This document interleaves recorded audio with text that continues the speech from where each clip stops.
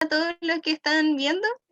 Yo soy Carolina Gutiérrez, estoy en cuarto año de medicina y les voy a hablar como en generalidades de piel y anexos.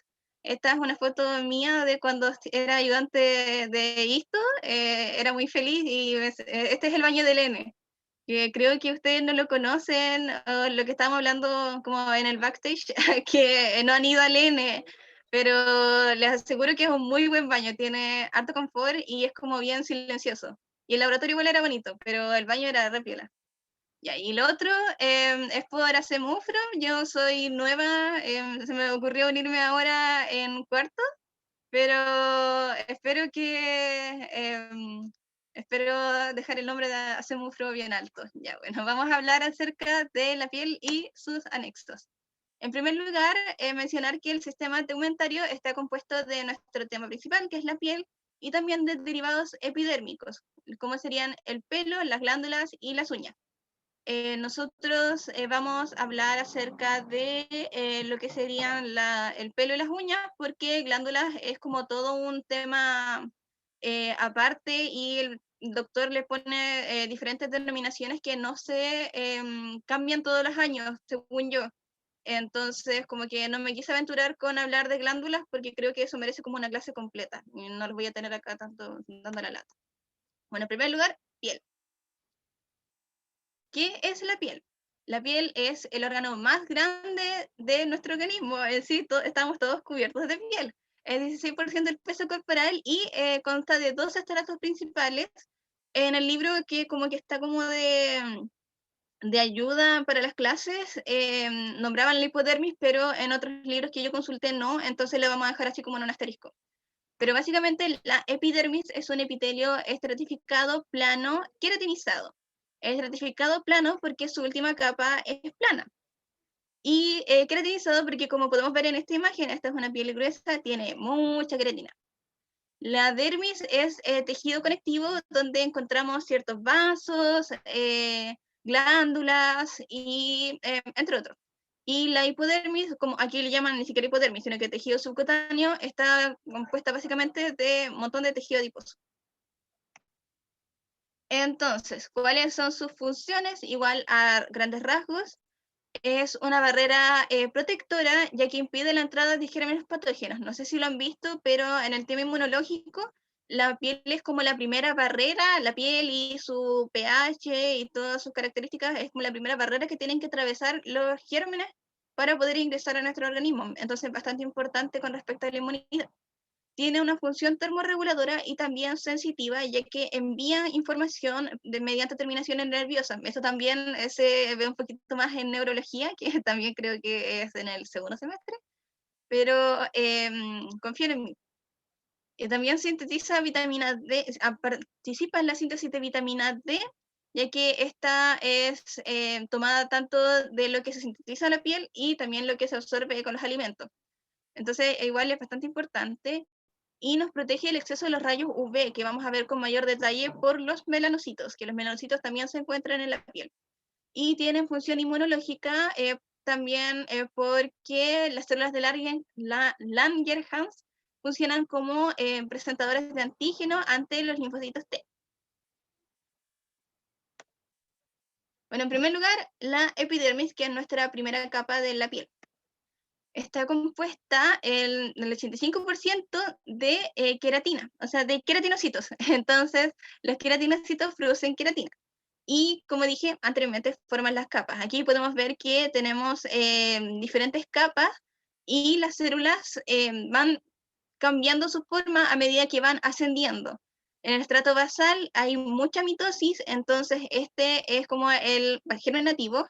Luego tenemos estrato espinoso, ya tenemos una célula cúbica, aquí tenemos una célula cilíndrica, una célula cúbica, una célula plana en el estrato granuloso y en el estrato lúcido y córneo ya tenemos una célula sin núcleo, o sea, aquí este sería como el estrato lúcido porque la célula tiene un poquito de núcleo, pero ya está medio feito.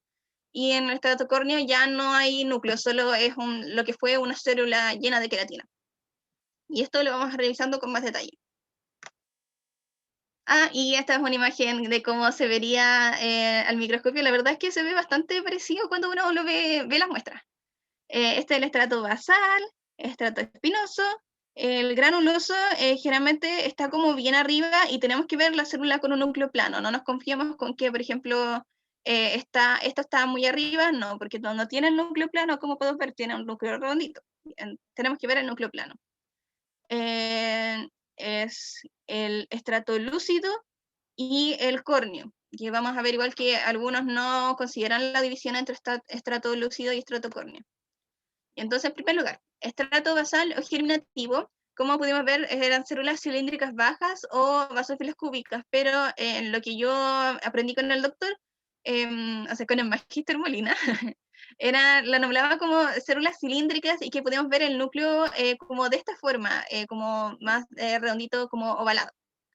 Y se supone que está en estado mitótico porque de aquí para arriba se va formando todo lo que serían las demás células. Y tiene citoplasma con muy poca queratina y las células tienen uniones tanto hacia los lados con sus células vecinas y hacia arriba, uniones dermosómicas, y hacia abajo con la membrana basal se unen por hemidesmosoma, que igual me imagino que lo deben haber visto en bioestructura. Y contiene cantidades variables de melanina, pero los siguientes estratos creo que tienen más. Y acá, por ejemplo, lo podemos identificar como esta célula que sería justo con el núcleo, como con la forma que les había dicho, que sería como redondito alargado. Y como ven, tienen una tinción como el núcleo está bastante teñido, como bien basófilo. El estrato espinoso, por otra parte, ya sería más arriba. Aquí tenemos el estrato basal, aquí tenemos el estrato espinoso. ¿Y por qué se llama espinoso? Porque se ven bastante bien a cierta resolución las uniones desmosómicas que se encuentran entre ellas. Como podemos ver, acá se ven como estos como hilitos, y esas son las uniones desmosómicas. Y si uno lo ve como a la máxima resolución del microscopio y ajusta un poco la luz, es posible verlo también en una muestra como común y corriente que uno veía en el laboratorio. Son menos basófilas que en el estrato basal, se nota, ¿cierto?, que aquí está como más translúcido, como más deslavado, y aquí tenemos bastante teñido, y tenemos un núcleo redondito, y acá tenemos un núcleo más ovalado.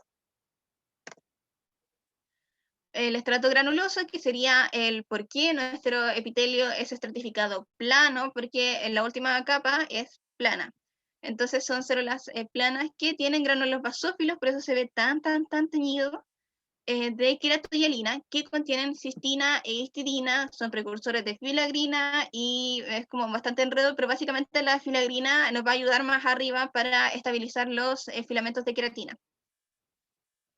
Como podemos ver, aquí se ve una clara diferencia. Esta célula ya sería espinosa, ¿por qué? Porque el núcleo es redondito y muy bonito, ¿cierto? Aquí esta célula, aunque la vemos un poquito más arriba, su núcleo está como más como ovalado, entonces podemos decir que es del estrato basal.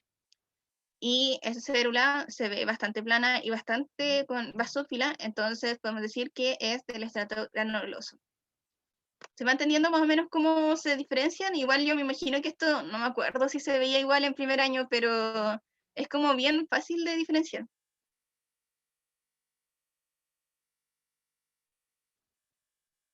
Ya, entonces, el estrato lúcido son células que son más translúcidas y están en una delgada capa.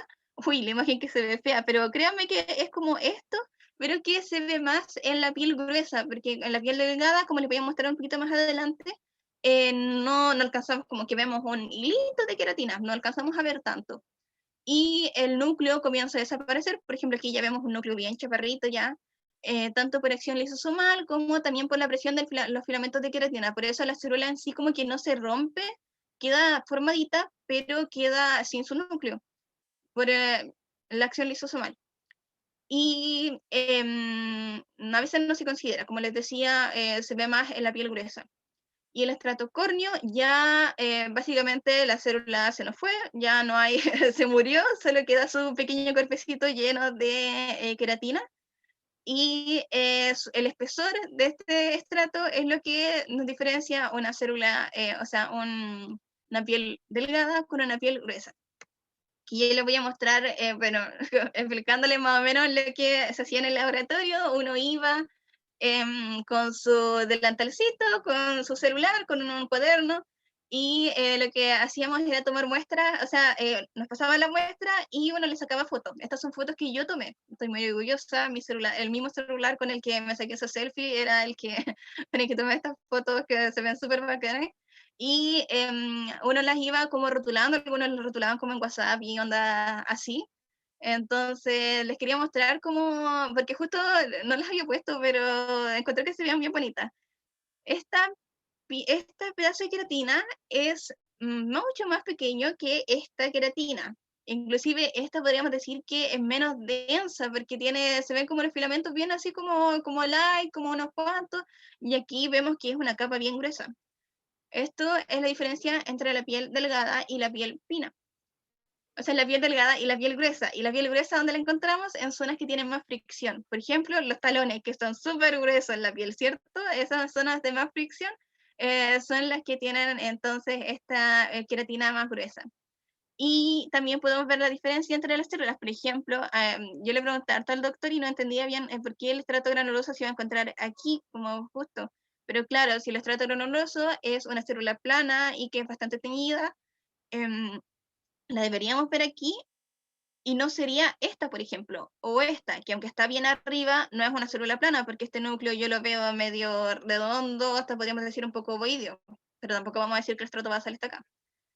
Y algo que no les he mencionado, que se me fue, es que podemos ver igual las papilas dérmicas, que son como la unión que existe entre la dermis y la epidermis, y se supone que estas como que aumentan la superficie de contacto debido a que la dermis posee los vasos sanguíneos que van a nutrir a nuestras células de aquí para arriba, ya que el estrato basal es el estrato mitótico, necesita harta energía y esa nos la da la dermis. Como, porque aquí no vemos ni un vaso, no hay vaso, acá abajo sí. Bueno, y eso sería con respecto a nuestros queratinocitos, pasando a otras células no menos importantes, los melanocitos. Los melanocitos vienen de la cresta neural, es decir, no son de mismo origen embriológico que la piel, sino que vienen de la cresta neural y luego al quinto mes de desarrollo embriológico viajan hasta acá y se quedan.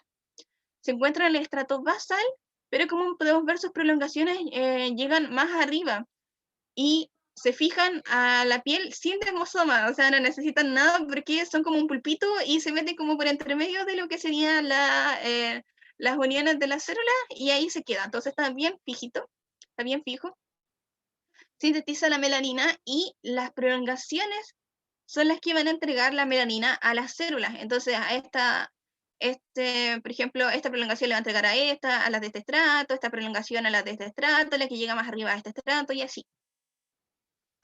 Y cómo es la producción de melanina, hice como por paso, de acuerdo a esta imagen súper bonita del ROS, creo. Bueno, primero, desde el aparato de Golgi tenemos premelanosomas. Porque, ¿qué forma la melanina? Está formada en los premelanosomas. Nuestro principal como actor acá no va a ser la melanina, sino que va a ser los melanosomas que van a estar siempre acá. O sea que vamos a hablar más de ellos que de la propia melanina, porque está dentro de los melanosomas, ya. Entonces, aquí. Entonces, el melanosoma, ya formadito, produce desde la tirosina melanina.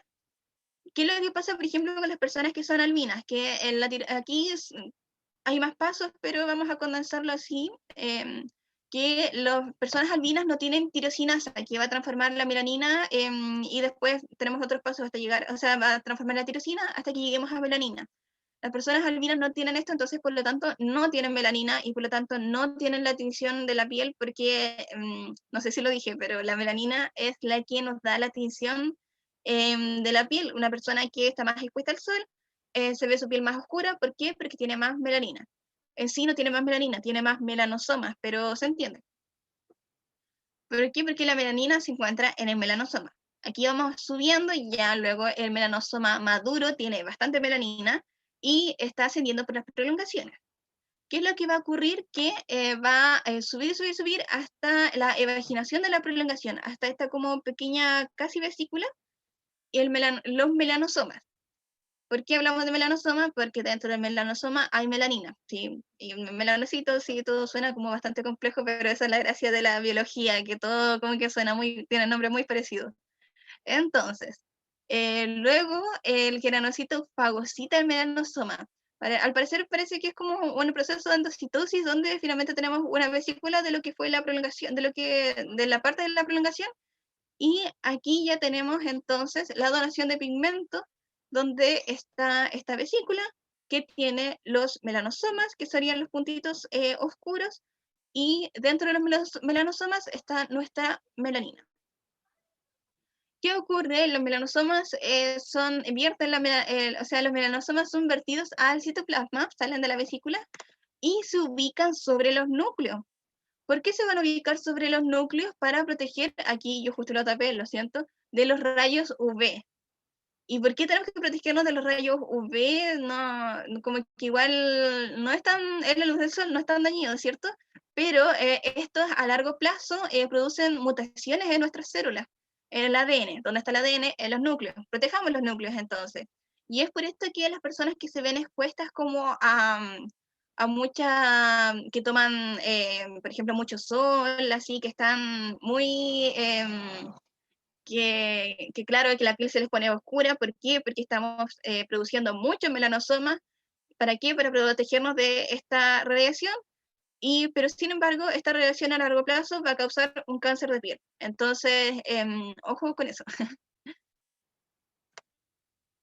Bueno, la otra célula que es la que hablábamos que participa en la inmunidad es la célula de Langerhans, que es de origen de precursores en la médula ósea y se encuentra en capas más altas que el melanocito, como podemos ver en la imagen, en el estrato espinoso. Y tiene igual prolongaciones, forma una red. Tiene un núcleo irregular, como podemos ver aquí, y tiene que es más teñido y un citoplasma un poquito más claro, y participa en la respuesta inmune debido a que presenta a los antígenos a los linfocitos T. O sea, como que cuando tenemos un elemento extraño, un germen, por ejemplo, este es el que le va a tomar un pedacito o que va a tomar una parte y se le va a mostrar al linfocito T para poder decir, hay algo aquí malo, vengan todos. Más o menos. No sé si han visto inmunología, pero eso es lo que como yo entiendo por una célula presentadora de antígenos, como la QCT.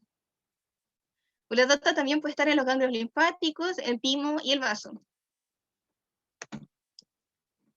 Y así es como se ven estas otras distinciones, y esta es una imagen muy bonita, que están, como podemos ver, en los estratos más superiores y tiene estas prolongaciones que son bastante largas y forman como una red, como decía en la diapositiva. Y por último, las células que vamos a hablar son las células de Merkel. Estas son mecanoreceptores sensitivos. Se supone que están en la capa basal, en zonas que están muy irrigadas y nervadas, por ejemplo, el pulpejo de los dedos, que es bastante sensible, ¿cierto? Y están cercanos a su base a un axón mielínico. Aquí tenemos mielina, aquí no tenemos mielina. Se supone que se une a esta terminación nerviosa mediante un disco, mediante un contacto en forma de disco, y todo esto va a formar el corpúsculo de Merkel, según el Ross, que sería un mecanorreceptor de adaptación lenta, pero que es sensitivo. Igual se encuentran otros receptores, como habíamos hablado, que tiene una función termorreguladora. También se encuentran los receptores los termorreceptores, etcétera, pero no los quise nombrar porque ya sería como irnos un poco al tema del neuro, no tanto como de esto, y la idea es que sea esto un poco más dinámico, no tanto para no aburrirnos, es materia. Bueno, segunda capa, la dermis. La dermis es una capa de tejido conectivo que tiene folículos pilosos, glándulas sudoríparas, sebáceas, fibras elásticas, y también tenemos el vaso sanguíneo. Sería como todo este espacio que no es, que no es la epidermis. Como podemos ver, aquí están las papilas térmicas, aquí se ven bastante pronunciadas, y tenemos dos zonas que serían la dermis papilar, que sería aquí EPL, y la dermis reticular, que sería de aquí hacia abajo. tienen diferentes características. La dermis papilar está formada de un tejido conectivo laxo. La dermis reticular está formada de un tejido conectivo denso colágeno tipo 1 no modelado. No sé si han visto estos tejidos, creo que se veían, pero no busqué imágenes, sí. Pero es tejido conectivo, sí, pero está en diferentes formas de compactación. Este está más laxo y este es más denso, pero ese mismo no es modelado, por lo tanto está como un poco más desordenado. Aquí en el tejido conectivo, o sea, en la dermis papilar, se ven vasos sanguíneos y otros elementos de tejido conectivo porque le da la nutrición. Como es la que está más arriba, es la que va a nutrir a nuestras células basales de la epidermis. Y aparte tenemos fibras reticulares, fibras colágenas tipo 1, proteoglicano, fibras elásticas. Y el tejido conectivo denso colágeno tiene parte de los anexos, de los folículos pilosos, de las glándulas sudoríparas y glándulas sebáceas. Aquí en otras imágenes vamos a poder ver mejor que como que los vasos sanguíneos ascienden desde la hipodermis hacia arriba, los folículos pilosos igual están como en toda esta zona, entonces en sí tanto la dermis papilar como reticular tienen todas estas estructuras, pero las que predominan en cada una son las que nombré en estos cuadros. Y por último, la hipodermis o el tejido subcutáneo, o en algunas zonas, como en algunos otros anexos le llamaban como fascia superficial. Está compuesta de abundante tejido conectivo laxo con adipocitos, pero muchos adipocitos, como podemos ver, esto sería el tejido subcutáneo, ¿cierto? Un montón de adipocitos. Y también gran cantidad de vasos sanguíneos y linfáticos, porque de aquí van a ascender hasta lo que sería la dermis papilar. Y la dermis reticular sería lo que está más abajo. Entonces, como podemos ver, los folículos pilosos están como más o menos aquí, las vasos sanguíneos más o menos aquí. Dermis papilar, dermis reticular, ¿cierto? Y tiene retináculos o ligamentos cutáneos que fijan entonces toda esta estructura que le nombramos anteriormente, desde la epidermis, la dermis, y acá abajo fijan todo esto hacia lo que sea que está abajo. Ya sea, por ejemplo, fascia muscular, aponeurosis, el periósteo de los huesos, y además que dividen el tejido subcutáneo en compartimentos. Como podemos ver, aquí hay un compartimento, acá hay otro, no sé si pueden verlo bien, como el ligamento cutáneo me costó encontrar una imagen, además que como que no le llaman retináculo, le llaman ligamento, pero en el libro salía así. Y que igual, como dato, que cuando está desarrollada forma parte del panículo adiposo. Entonces, en nuestra en nuestra piel, por ejemplo, del abdomen, se supone que tenemos igual parte de grasa justo debajo de la piel y que esta aumenta no solo en los aumentos, sino que también aumenta lo que sería el panículo adiposo. Entonces terminamos la parte de piel.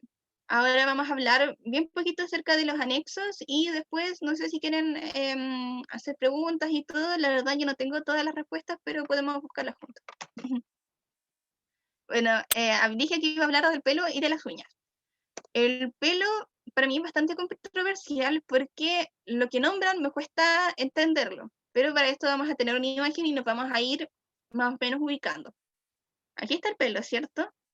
Este sería el folículo piloso, como esta gran estructura. Y el folículo termina en un bulbo piloso, que sería como estructura más pequeña. Y dentro del bulbo está la papila dérmica. Entonces la papila dérmica es una porción del folículo piloso, ¿cierto? Entonces, ¿y de dónde nace el pelo? Desde la matriz. La matriz se encuentra en la parte inferior, en la mitad inferior de la papila. Y aquí es donde hay mitosis y van creciendo todas estas células hacia arriba. Entonces, tanto el pelo tiene una capa que es la médula, otra capa que es la corteza y otra capa que es la cutícula. Esta por sí misma. Tiene además una vaina radicular interna, que sería esta, y una vaina radicular externa, que ¿dónde la veo? Aquí, sería esta. Aquí está. Entonces, vaina radicular interna, vaina radicular externa, tenemos el pelo. A medida que van ascendiendo, hay queratinización. Tanto como podemos ver, la vaina radicular interna, aquí está ascendiendo, aquí se queratinizó. Aquí igual, y cuando ya se queratiniza, no son visibles las células. O sea, acá arriba podríamos decir que sí está el pelo, pero no son visibles las células que la conforman. Acá hay otra imagen que sería como más histológica. Tenemos vaina radicular externa, vaina radicular interna y el pelo. Como ven, no se diferencia bien la médula, la corteza, o sea, la médula, la corteza, la cutícula, porque ya está como más queratinizado. Y aquí la matriz la nombran como acá, pero en la otra imagen la mostraban como aquí, entonces ahí ya me confunden un poco. Pero esta sería la pupila térmica, todo esto el folículo piloso. Entonces el pelo histológicamente como que se ve diferente dependiendo del corte. Cuando ustedes vean, no sé si les he mostrado una muestra, les he mostrado una muestra, pero en las muestras de laboratorio se ven, cuando demuestran esta zona, o cuando hay que buscar pelo, se ven diferentes cortes. Entonces, en algunos se ve como así bien ordenadito porque está justo cortado, así como si hubiéramos partido el pelo a la mitad, y en otros no se ve tan así. Y las capas que habíamos nombrado, se supone que el pelo en sí está formado por médula, corteza, cutícula, lo que habíamos visto en la imagen anterior. La vaina articular interna igual tiene capas. Tiene la cutícula propia, la capa de Huxley, la capa de Henle. Tampoco son tan difíciles de memorizar, ¿cierto? Y la vaina radicular interna. Este esquema es hermoso, es bonito, es todo. Pero el doctor, o el magíster Molina, lo complica todo y coloca unos nombres tan extraños que pensé en solo nombrárselos, pero recordé que tenía unas fotos, porque en el laboratorio igual una de las cosas más difíciles es robarle los PPT, ¿cierto? Nadie, espera, estoy siendo grabada ya, pero que sea como, como secreto. En mi año, él nos mostró unos PPTs como inéditos que nos hacía para cada laboratorio. Y en él tenía como imágenes rotuladas. Yo me sentaba como súper, como al lado de la pantalla casi, entonces como que mis imágenes son súper feas. Pero les voy a mostrar. Bueno, esta justo es la foto que es casi igual a la del Ross, que les mostré anteriormente. Esta es una foto hermosa que yo saqué. Como pueden ver, este es el pelo cortado como hacia arriba, así como que está el pelo acá y lo cortamos así, ¿cierto? Ya, y esta imagen es como si cortáramos el pelo como a lo largo. Ya, disculpen la resolución, pero como que la busqué y realmente, según yo, se entiende ya. Lo mismo que vimos en la imagen anterior, vaina radicular, miren, ya le puso otro nombre, vaina radicular epitelial. ¿No ven? ¿No es la vaina radicular externa? No, es la vaina radicular epitelial. Entonces empezamos como a cambiar un poquito, y por eso a mí me complicaba un poco hablar de anexo. Ya, y acá dice área donde se origina la médula del pelo. De aquí se origina la médula, área donde se origina la corteza, área donde se origina la cutícula. Luego tenemos el bulbo piloso, que supone que habíamos dicho que era como toda esta estructura donde tiene adentro la papila dérmica del bulbo piloso, asumiendo que el folículo piloso es como toda la estructura. Pero ven como que va cambiando ciertos nombres, a mí eso es lo que me enredaba y siento que es como lo mismo que con las glándulas, que uno tiene que tener como harto ojo, preguntarle bien, ya doctor, entonces, ¿cómo es el nombre completo de esta estructura? Y no sé cómo serán sus laboratorios, me imagino que es mucho más fácil como llegar y sacarle screenshot a su diapos y toda la cosa, pero en mis tiempos, o sea, hace 2 años no era tan fácil, había que sacar como el celular escondido, así, ojalá que te tuviera buena, ya. Y bueno, aquí como que en esta muestra, como les dije, el pelo se veía así. Ya, el pelo se veía así y tenemos la médula, que es como justo ese puntito que se ve al medio. En algunas otras no tengo justo imágenes, pero se veía como rosadito. La corteza sería la que está acá y la cutícula sería como justo el borde, y yo podría decir que es como esto. Y que acá empiezan las otras vainas. Porque igual, como ven, algunas muestras a veces se ven bastante feas. Y aquí es donde empieza el horror para mí, que se los quise mostrar en carne propia. Esto es lo que el doctor define como vainas radiculares. Bueno, empezamos desde externo hacia interno, ¿cierto? Ya, tenemos una vaina radicular dérmica, que se ve, tiene 3 capas. Una membrana vítrea, una capa media y una capa externa. Ya, diferente a la imagen que lo mostré, hermosa, bonita, ¿cierto? Sí. Tenemos una vaina externa que tiene un estrato germinativo basal y un estrato espinoso. Suena un poco, suena como que aquí le están dando como el sentido de vaina radicular epitelial, vaina interna, y acá tenemos entonces un estrato germinativo basal, estrato espinoso, y después no tenemos uno granuloso, sino que nos pasamos a la vaina radicular dérmica, o sea que ya empezamos a hablar de dermis. Entonces aquí tenemos como una epidermis y aquí tenemos una dermis. A mí todo eso me resulta muy confuso y obviamente no iba a preguntarle como que para preparar esta clase como que no me dio mucha vergüenza como preguntarle al doctor y todo, así que los dejo a su criterio, que le pregunten en su momento, igual no mostrándole la foto porque se va a morir, pero si ustedes les enseñan, no sé cómo les va a enseñar en su año cómo se dividen las vainas radiculares. Pero bueno, aquí también tenemos la vaina radicular epitelial, externa, interna, y ahí ya como que a mí me confunde mucho. Y en la vaina interna, donde sí tenemos las capas que habíamos dicho, que sería la capa de Henle, la capa de Huxley y la cutícula. De adentro hacia afuera, ¿cierto? Ahí estamos bien, pero esto, lo demás externamente, como que según yo era como muy, muy rebuscado y era como para que te vaya mal en el pinchazo nomás. Porque igual, recalcar que en mis tiempos, o sea, hace 2 años, lo que se hacía en la evaluación era mostrar igual así una imagen en a nivel de como en el proyector. Estábamos todos sentados como medio separaditos y él era con una hoja numerada del 1 al 18, por ejemplo, y eran pinchazos así como los de neuro y era onda así como de ¿qué es esto? Y ni una alternativa, o sea, no eran pruebas alternativas, era como, recuerda qué es esto, justo lo que estaba marcado y ahí había que saber lo de campo, me imagino que ustedes han leído que el campo, que no me acuerdo cómo era lo demás, pero entonces había que de verdad jugársela, ni siquiera por una alternativa, sino que por visualizar bien qué era. Pero harta gente le iba súper bien porque los pinchazos eran bien claros. Él era bien claro en el momento de hacer preguntas y espero que en la modalidad online se haya mantenido así. El problema es eso, que según yo cambian ciertas definiciones entre los años y tienen que estar bastante seguros. Por eso a veces no resulta mucho la fórmula de estudiar de los libros, sino que más bien como repasar sus clases. Yo tendría ojo con eso. Pero bueno, yo creo que lo hablaron en la clase de introducción. Y finalmente las uñas. Ya, las uñas se supone que está formada por células epiteliales que están queratinizadas en placas de queratina dura. Igual el pelo está lleno de queratina, aclarar eso. Tiene una capa unguial y una raíz, capa ungular y raíz ungular. Y tenemos un lecho ungular, a ver, yo aquí me pierdo, aquí está. Lecho unguial o ungular, de las dos formas parece que se dice, que está formado por un epitelio basal y espinoso más la dermis. Ya no tenemos estrato granuloso, sino que tenemos dermis hacia abajo, tenemos el epitelio basal espinoso hacia arriba, asumiendo que aquí arriba tenemos la queratina, muy, muy, muy, muy, muy dura.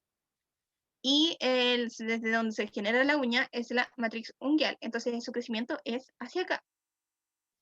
Tenemos también las estructuras de eponoquio e hiponoquio. Eponoquio se me perdió, pero el hiponoquio, aquí está el eponoquio. El eponoquio está un poquito antes de la cutícula y se supone que es estrato córneo.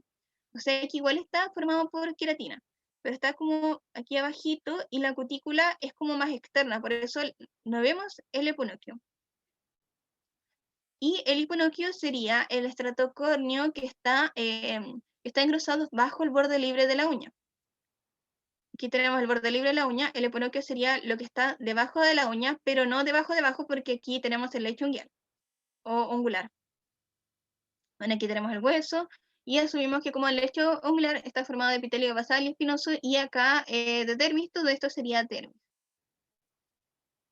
Y también tenemos la raíz de la uña que nace desde la matriz unguial, tenemos la placa unguial o la capa unguial, y ya el borde libre de la uña. También tenemos la lúnula, que así se llama como este espacio como blanquito, si no lo sabían. Y creo que eso es como todo lo que habría que definir sobre la imagen. Y esta es una imagen que es como más histológica. no recuerdo haber visto muestras de uñas en el laboratorio, no tenía fotos tampoco. Entonces,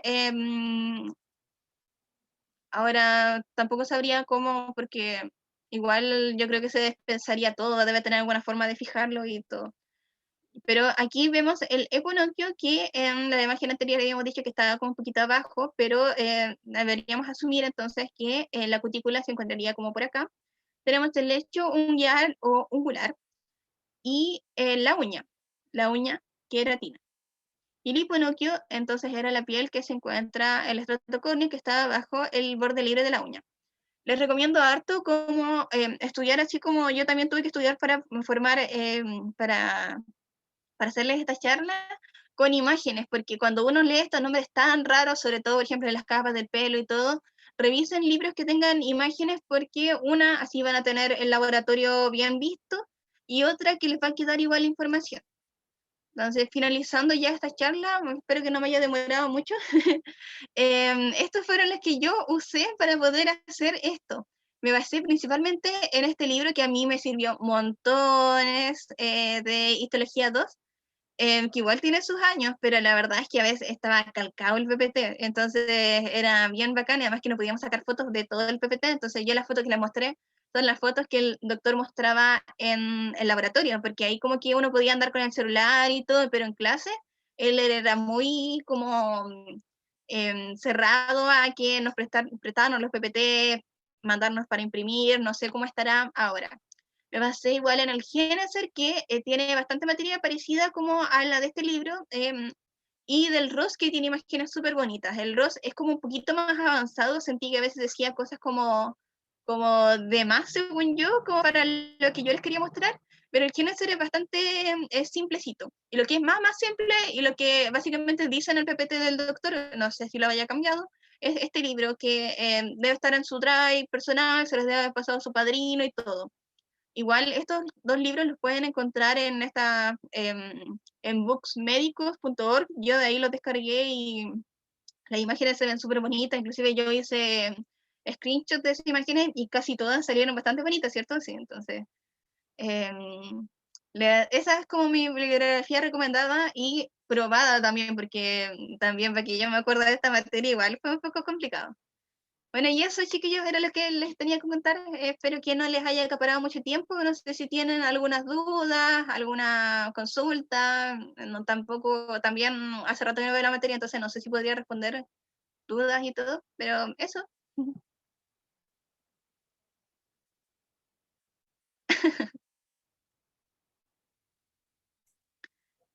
Así que voy a estar atenta al chat como unos minutos, como esperando a ver si quieren hacer alguna consulta. No sé, también si quieren preguntar algo como justo de la forma de cómo era el laboratorio, no sé, ponernos nostálgicos, lo que sea. Porque yo al menos disfruté mucho el laboratorio y me da pena que ustedes no hayan podido como ver las muestras y emocionarse y mostrarle al doctor así como de, oh, doctor, bien, todo así es, y tener que rotular la muestra, no sé cómo será la dinámica, pero espero que igual les guste. La histología es bien bonita y sirve bastante para el ramo de patología que se ve en tercer año. Entonces les recomendaría no botar tantos apuntes o ponerle un poquito más de atención o dejar resúmenes por ahí porque le va a servir. Igual algo que estaba diciendo un chico en que, si no me equivoco ahora está en quinto, el caballero Ernesto, que igual en Dermato se repasaban estas cosas, entonces más razón para poder tener como el PDF del libro en algún lado, poder tener esta información para repasarla, bastante bueno. Entonces, eso, ¿alguna pregunta? ¿Algo? ¿Alguien me dice si tengo que cortar em, cortar, echarlos a todos o algo así? No sé, dígame por favor. Hola, Caro. Muchas gracias por la presentación, estuvo súper bonito.